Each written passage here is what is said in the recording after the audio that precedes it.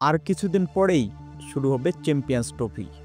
এর আগেই অস্ট্রেলিয়ার allrounder Marcus Stoinis one day cricket থেকে সরে দাঁড়ালেন। এমনই একটা বিষয় প্রচারিত হয়েছে সামাজিক যোগাযোগের মাধ্যমে।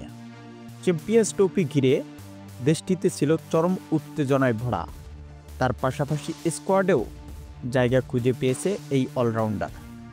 কিন্তু আজকে সামাজিক যোগাযোগের মাধ্যমে তিনি নিজ থেকেই এই সিদ্ধান্ত নেন। এই প্রসঙ্গে স্টোয়নিস বলেছে, দেশের ক্রিকেট অনেক দিন ধরেই খেলছি। এই যাত্রায় আমার সতীর্থ ভক্ত সবার প্রতি কৃতজ্ঞ জানাই বিদায় নিতে চাচ্ছি। সবশেষে মার্কাস স্টোয়নিসের ওয়ানডে ক্রিকেট খেলেছে পাকিস্তানের বিপক্ষে। এ পর্যন্ত ৭১ ওয়ানডে ম্যাচে সেঞ্চুরি হাঁকিয়েছে ১টি, অর্ধশতক হাঁকিয়েছে ৬টি। মোট তার রান সংগ্রহ ১৪৯৫। বোলিং হাতেও ওয়ানডে ক্রিকেটে শিকার করছে ৪৮টি উইকেট।